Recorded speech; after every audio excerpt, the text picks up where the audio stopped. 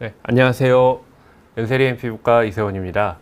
네, 제가 계속 그 모발에 대해서, 탈모에 대해서 여러분께 많이 말씀을 드렸는데요.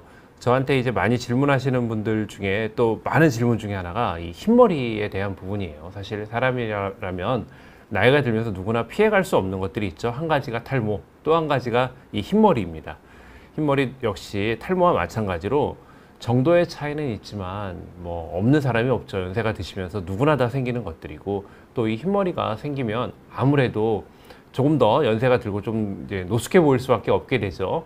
문제는 이렇게 연세가 드시면서 뭐 흰머리가 생기는 분들도 이제 고민이 많으시겠지만, 너무 젊은 나이에 혹은 갑작스럽게 늘어나는 흰머리, 이런 것들이 좀 더 많은 고민이 되실 것 같아요. 그래서 오늘은 이 흰머리가 왜 생기는지, 그리고 과연 이 흰머리가 다시 검게 될 수 있을지, 그런 부분에 대해서 한번 여러분께 제가 말씀을 드려보려고 합니다. 그 과학적인 어떤 기전이라든가, 정말 과학적인 어떤 우리가 뜬구름 잡는 민간요법이나 그런 것들이 아니라 정말 과학적인 방법이 어떤 것들이 있는지, 그런 거를 말씀드리려고 그러고요. 오늘은 우선 첫 번째로 이렇게 흰머리가 생기는, 갑작스럽게 흰머리가 늘어나는 그 원인이 무엇인지, 그 부분을 우선 말씀을 좀 드리려고 합니다. 네, 흰머리, 그 영어로는 그레이 헤어, 뭐 우리말로 회색 머리 이렇게 얘기할 수 있는데, 이 흰머리가는 두 가지로 우리가 생각을 해볼 수가 있죠. 한 가지는 자연적으로 노화에 의해서 생기는 흰머리, 그리고 또 한 가지는 우리가 조금 이른 나이에 갑자기 머리가 점점 휘어지는, 이게 흔히 우리말로 새치라고 많이 하죠. 그런 흰머리가 있을 것 같아요. 자연적인 노화로 생기는 흰머리는 어떻게 보면 운명입니다.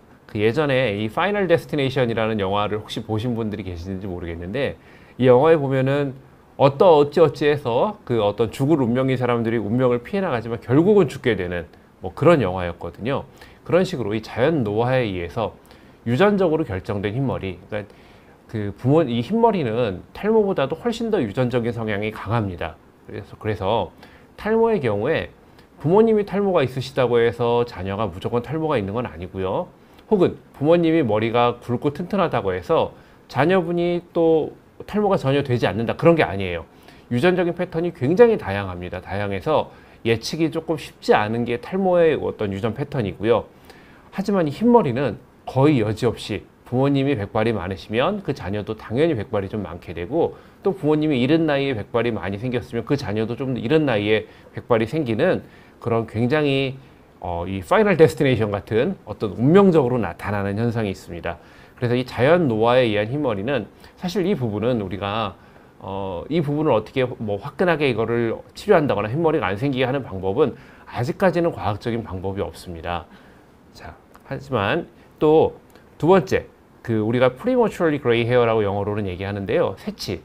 조금 이른 나이에 아직 흰머리가 생길 나이도 아니고, 혹은 부모님이나 뭐 형제분들이 봤을 때, 형제분들을 봐도 흰머리가 그렇게 많지 않은데 흰머리가 막 늘어나고 갑작스럽게 흰머리가 생기는 그런 경우들이 있죠.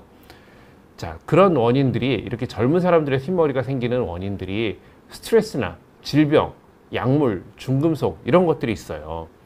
자, 근데 이 중에서도 우리가 질병이나 약물, 중금속, 이런 것들은 굉장히 드문 경우예요. 스트레스는 많은 사람들이 생각을 하죠. 스트레스 때문에 흰머리가 생긴다. 그런데 이 스트레스라는 거는 우리가 양으로 하기가 어려워요. 정말 흰머리가 많은 분들이 흰머리가 적은 분들에 비해 스트레스가 많은 건지, 사실 요즘 현대인들 중에 스트레스 없는 분이 어디 있나요? 아무리 겉보기에 젊어 보이고 좋아 보이고 그런 분들도 스트레스가 많고, 실제로 우리 극단적인 선택을 하는 뭐 그런 분들을 보면 굉장히 젊고 아름답고 예쁘고 겉보기에 너무나 흰머리도 없고, 그런 분들이 또 극단적인 스트레스에 의한 선택을 하시는 경우들이 있단 말이에요. 그러니까 이 스트레스라는 거를, 나의 스트레스가 흰머리가 많은 분의 스트레스가 적은 분의 스트레스보다 확실히 많다, 이런 걸 어떻게 정량적으로 얘기하기 참 어려운 부분이긴 해요. 어쨌든 이 스트레스에 대해서 흰머리가 생기는 일화들은 굉장히 많이 있죠. 유명한 일화가 예전 프랑스 대혁명 때 왕비였던 마리 앙뚜아네트가 감옥에 갇히고 나서 대혁명 기간 중에 전에 젊고 검은 머리였던 마리 앙뚜아네트의 머리가 흰머리로 변했다는 얘기가 있죠. 아주 죽음을 앞두고 극심한 스트레스를 받아가지고. 또 유명한 일화가 중국의 남북조 시대 양무제라는 황제가 있을 때 주응사라는 사람이 천자문을 만든 일화가 있어요. 양무제가 하룻밤 만에 네가 너의 지식을 그렇게 자랑하고 다녔으니까 하룻밤 안에 이 1000글자로 멋진 글을 짓지 않으면 내일 아침에 동이 틀 때 네 목을 베어버리겠다 했더니 그 주흥사라는 사람이 정말 그 하룻밤 안에 날을 새고 천자문을 만들었는데, 천자문을 만들기 전에 검은 머리였던 그 주흥사가 아침에 천자문을 다 만들고 났더니 머리가 백발로 변해 있고, 그래서 사람들이 그 다음부터 그 주흥사 선생님을 백두선생이라고 불렀다고 해요. 뭐 이런 스트레스와 관련된 일화들이 있습니다. 그럼 과연 진짜 이 스트레스가 흰머리에 정말 원인이 되는 건지, 이 부분에 대해서 우리가 굉장히 궁금한데, 그 부분에 대한 어떤 과학적인 궁금증을 풀어줄 수 있는 그런 연구 결과가 있습니다.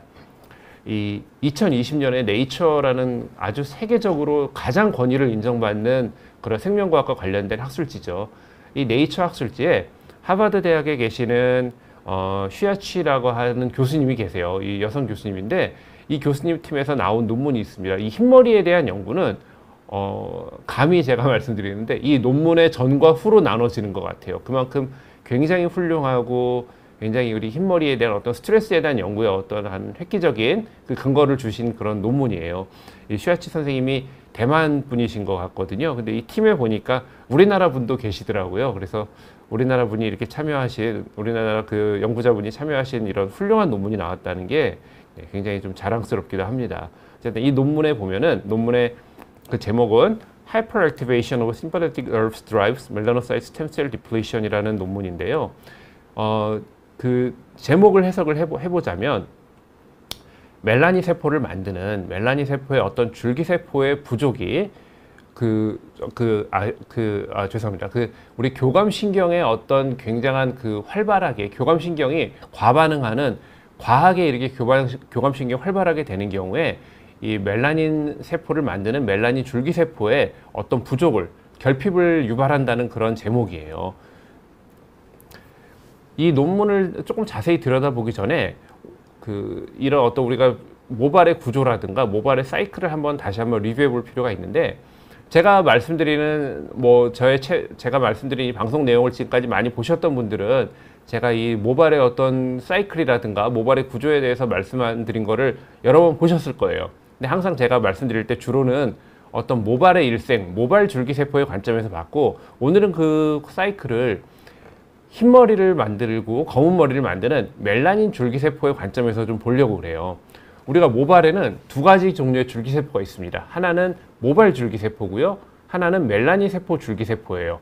모발 줄기세포는 말 그대로 우리가 이 머리털, 이 줄기 그 가지, 나뭇가지를 만드는 것 같은 이 줄기를 만드는 줄기세포가 바로 모발 줄기세포고요.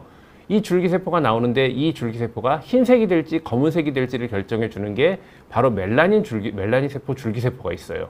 이 두 가지 줄기세포는 모두 다 이 모발에, 이게 이제 그 모발의 구조인데요. 모발의 피부 속에 있는, 피부의 약간 상층부에 있는 벌지라는 구역이 있습니다. 이 벌지라는 구역이 모발 줄기세포와 멜라닌 줄기세포가 다 모여 있는 곳이에요.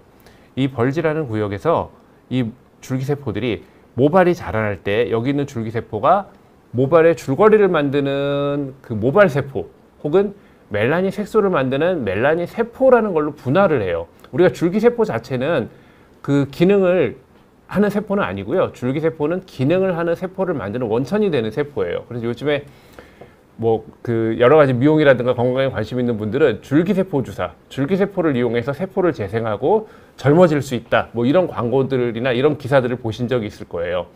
아직까지는 이런 줄기세포를 우리가 적극적으로 활용하는 기술이라든가 적극적으로 이 줄기세포를 이용해서 우리가 원하는 어떤 목적을 달성하는 그런 테크닉이 개발이 되지는 않았지만, 앞으로 이런 줄기세포를 이용하는 어떤 치료라든가 그런 약물 같은 것들이 많아질 것 같아요.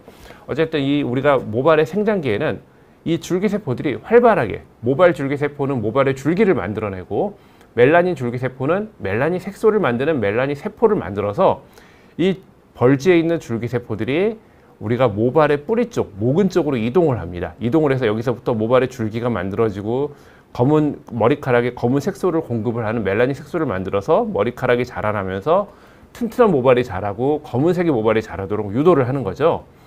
자, 이런 것들이 이제 휴지기에 들어가면 줄기세포들의 활동이 멈추게 되고 모발이 점점 짧아져요. 모근이 위로 올라오고 나중에 퇴행기라는 시기가 되면 거의 처음에 벌지가 있었던 벌지가 있었던 이 부분까지 모발이 점점 짧아져 모근이 위로 올라옵니다. 그래서 머리가 빠질 때는 모근이 깊이 있지 않고 모근이 굉장히 얕은 곳에 있어요. 이 모근이 빠져나가고 다시 이 빠져나간 모근의 줄거리가 빠져나간 자리를 이 벌지라는 곳에 있는 모발 줄기세포와 멜라닌 줄기세포가 있는 이 벌지에서 새로운 멜라닌 세포와 새로운 모발 세포를 만들어서 생장기가 되면 다시 모발의 모근이 깊게 내려가면서 모발의 줄기가 만들어지고 검은색 색소가 만들어지는 과정이에요. 자, 그렇다고 그러면 우리가 굉장히 중요한 게 이 줄기세포죠. 이 줄기세포에 뭔가 문제가 생기면 우리가 모발이 잘 안 만들어지는 탈모가 생기는 거고요. 모발 줄기세포에 문제가 생길 경우에 멜라닌 줄기세포에 문제가 생기면 멜라닌 색소가 생성이 안 되게 되는 거예요. 그러니까 굉장히 중요한 게 바로 이 줄기세포라는 거죠. 자, 우리가 슈아치 선생님 논문에서 보면은 이 논문에서 이 쥐들에게 스트레스를 주면서 과연 진짜 이 스트레스가 흰머리를 유발하는지 흰털을 유발하는지 그거를 봤어요. 여기서 우리가 이 쥐 중에서 까만 털을 가진 쥐들이 있습니다. 우리가 그 헤어 연구를 할 때 많이 쓰는 쥐들인데 그 쥐들이 우리가 사람의 경우에는 이런 모발의 사이클이 전체 사이클이 도는데 사람 따라 이거는 개인적인 차이가 있지만 전체 사이클을 도는데 대략 짧게는 한 2년 정도에서 길게는 한 10년 정도까지 그 주기가 있어요. 근데 이렇게 긴 주기가 길면 우리가 어떤 실험을 할 수가 없습니다. 주기가 짧아야 어떤 영향을 줬을 때 이게 새로운 털이 날 때 어떻게 나는지를 관찰할 수가 있죠. 근데 우리가 이 실험에 쓰는 검은 털을 가진 이 탈모 실험이나 혹은 흰머리 실험에 사용하는 이 쥐들은 모발의 주기가 굉장히 짧아요. 한 번 모발이 났다가 빠지고 다시 나고 하는 게 한 달 안에 그런 주기가 다 일어나기 때문에 어떤 실험을 하기에 굉장히 좋습니다. 그래서 이 쥐들한테 진짜 스트레스를 준 거예요. 어떻게 스트레스를 줬느냐? 세 가지 방법으로 스트레스를 줬는데요. 첫 번째는 구속. 다시 말해 쥐들을 못 움직이게 묶어놓은 거예요. 자, 이게 저기 비행기 우리가 이코노미 클래스 비행기를 타고 좁은 자리에서 유럽이나 미국을 가보신 분은 알겠지만 11시간, 12시간 비행기 타면 너무 깝깝하죠? 비록 묶어놓은 건 아니지만 좁은 자리에 있는 게 굉장히 갑갑하고 답답하고 뭐 그런 것 때문에 비행기를 못 타시는 분들도 계시죠. 근데 이렇게 구속 틀이 있어요. 쥐들을 실험할 때 쓰는 이 구속 틀에다가 쥐를 꽉 묶어놓은 거예요. 얼마나 쥐들이 답답하고 스트레스를 받겠어요. 이런 구속 스트레스가 하나의 스트레스를 주는 방법이었고요. 두 번째 실험군에 대해서는 만성적인 만성 스트레스를 줬는데 어떤 스트레스를 줬느냐? 쥐들이 들어있는 그 케이지를 자꾸 툭툭 치는 거예요. 자기 집이 막 지진이 나고 흔들리는 거죠. 굉장히 스트레스를 받겠죠. 그리고 이게 사람이라는 게 쥐들도 그렇고 모든 어떤 동물들은 우리가 친구들이나 가족과 함께 있어야 편안하죠. 근데 얘들을 다 독방에 감금을 시키는 거예요. 아이솔레이션 시키고 얘들이 자야 되는 그 친구가 뽀송뽀송하고 말라야 우리가 잠도 잘 자고 기분이 좋죠. 애들이 자야 되는 톱밥이나 그 잠자리를 축축하게 만들어 놔가지고 자면서도 계속 신경이 쓰이게 만들고 계속 그 애들이 우리 빛이 깜빡하면은 그것도 굉장히 스트레스가 되죠. 밝으면 아예 밝든가 어두우려면 그냥 어두우든가 그래야 되는데 빛을 계속 켰다 껐다 계속 스트레스를 주는 거고 아니면 밤새 얘들이 쥐가 자야 되는데 밤에 불을 계속 켜놓는 거예요. 아니면 얘들을 묶어놓고 이런 만성적인 스트레스를 줬다 안 줬다 하면서 긴 시간 동안 이런 여러 가지 스트레스를 준 경우가 있었고요. 또 한 가지 우리가 이렇게 세 그룹으로 스트레스를 줬는데 또 한 가지 스트레스를 준 분들 그 쥐들한테는 통증을 주는 거예요. 어떻게 통증을 줬느냐? 그 레시니페라탁신이라는 그런 약이 있는데 이 레시니페라탁신은 고추에서 유래한 그 캡사이신하고 비슷한 거예요. 우리가 아주 매운 음식을 만들 때 넣는 그 캡사이신, 혀의 통각을 느끼게 하는 거죠. 이 캡사이신을 그 실제 캡사이신보다 훨씬 더 강한 그 약물을 만들어 놓은 농축액을 쥐한테 주사를 주면 이게 굉장히 통증을 유발한다고 하네요. 그래서 아픈 통증을 유발한 거예요. 자, 그래서 이게 세 가지 방식으로 스트레스를 줬는데 꽉 묶어놓는 스트레스, 아니면 여러 가지 스트레스를 만성적으로 주는 스트레스, 그리고 통증을 심하게 느끼게 하는 스트레스, 이 세 가지 방법으로 스트레스를 줬더니 세 군 모두에서 쥐들이 흰머리가 늘어나기, 흰털이 늘어나기 시작하는 거예요.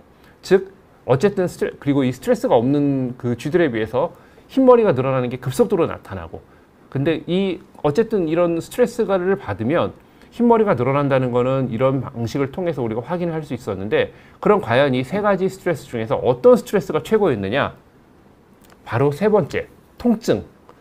앞에 쥐들을 묶어놓는 구속을 한다거나 아니면 여러 가지 방법으로 쥐들을 계속 조금씩 괴롭히는 만성적인 스트레스를 줬을 때는 이 쥐들이 흰머리가 나타나더라도 어떤 그 다음 주기에 바로 나타나는 게 아니라 대여섯 번의 주기가 흐른, 모발의 주기가 흐른 다음에, 그러니까 사람으로 치면은 꽤 긴 세월이 흐른 다음에 모발에 흰머리가 나타나기 시작하는 거예요.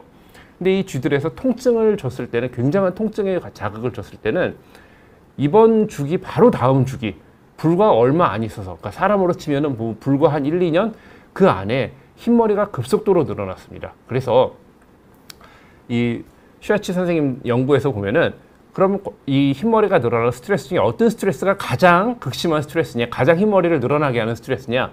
1번이 바로 통증. 그러니까 굉장히 우리가 아픈 질병이 있으시고 어떤 통증을 느끼는 심한 질병이 있는 분들의 경우에는 이 통증을 잘 조절해 주는 것만으로도, 그런 스트레스를 줄이는 것만으로도 우리가 흰머리를 조금 줄일 수 있지 않을까 하는 그런 뭐 클루가 되겠죠. 자, 그래서 실제로 이 RTX라고 하는, 이 레시니페라 톡신이라고 하는 굉장히 아프게 하는 그 주사를 쥐들한테 줬더니, 이렇게 그 RTX를 주사하지 않은 쥐들은 계속 이렇게 검은 털이 유지가 되는데, RTX를 주사한 쥐들은 이렇게 흰머리가 늘어납니다. 이거를 이제 현미경적으로 확대해서 보면 여기 보이시는 이 빨간 부분이, 이 빨간색으로 표시된 게 바로 멜라닌 색소들이거든요. 여기에 있는 이 멜라닌 색소 세포들이 정상적인 쥐의 털에는 이렇게 많이 있어요. 까만 털이 있는 쥐. 근데 스트레스 주사를 맞은 쥐에는 까만 털이 있는 부분에도 멜라닌 색소가 좀 적어요. 그러니까 지금은 비록 까만 털이지만 곧 얘네들이 흰머리가 될 가능성이 있겠죠. 흰 털의 부분에서 봤더니 이 빨갛게 표시되는 멜라닌 색소가 아예 안 나타나요. 그래서 이렇게 어떤 극심한 통증이라든가 이런 스트레스 후에는 멜라닌 세포의 생성 자체가, 멜라닌 세포의 줄기세포나 멜라닌 세포 자체가 고갈돼 버린다는 거. 재미있는 거는 우리가 흰머리 하면은 이게 남자나 여자나 누가 더 흰머리가 많을까? 보통 스트레스를 받으면 여성들이 흰머리가 더 많이 생긴다, 뭐 이런 얘기들이 좀 있더라고요, 속설이. 근데 이 쥐들에서 보면은 남자나 여자나 통계적으로 유의한 차이가 없이 수컷쥐나 암컷쥐 모두에서 이렇게 흰머리가 증가하는 게 나타나요. 그러니까 우리가 통증에 대해서는 남자나 여자나 다 괴롭다는 거. 네. 자, 그래서 근데 그럼 과연 이 통증을, 어떤 통증을, 우리가 어떤 통각을 주는 주사를 줬을 때 이 통각을 주는 주사 자체가 뭔가를 매개로 해서 어떻게 우리가 흰머리가 생기도록 모발에 영향을 줄까, 그거를 봤더니 이 슈아치 선생님 논문에서 보면은 우리가 모발에 닿아 있는 교감신경이라는 부분이 있고, 그 교감신경에서 나오는 노에피네프린이라는 성분이 있어요. 그 우리가 신경 전달 물질인데, 그 노에피네프린이라고 하는 그 성분, 스트레스가 증가할 때 나오는 그 성분이 흰머리를 유발한다는 걸 알게 돼서, 그게 정말 그 노에피네프린이라는 게 흰머리를 유발하는지가 궁금해서 실제 그 노에피네프린이라는 그 성분, 신경 전달 물질 자체를 쥐한테 주사를 했더니 딱 고개 주사된 부위는 이렇게 그 부위에 국소적으로 흰 털이 나는 걸 알 수 있어요. 그래서 이렇게 어떤 우리가 스트레스를 유발하는 신경 전달 물질, 노에피네프린이라는 물질이, 그게 바로 극심한 스트레스 후에 흰머리가 생기는데 중요한 전달 물질이구나, 이런 걸 우리가